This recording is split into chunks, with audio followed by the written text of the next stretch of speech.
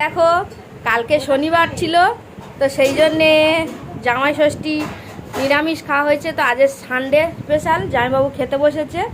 তো কি কি খাওয়া প্রথম থেকে শুরু দেখাচ্ছি।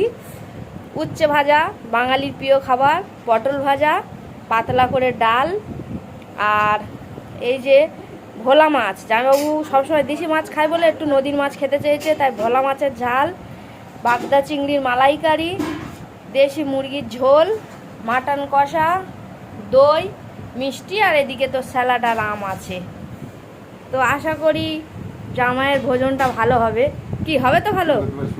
হ্যাঁ হ্যাঁ হ্যাঁ, এবার শুরু করো। জামাইয়ের ভোজনটা ভালো হবে। তো বন্ধুরা, এই সব খাবার দেখে তোমরা কার কত জিভে জল এসেছে একটু কমেন্টে করবে। হ্যাঁ,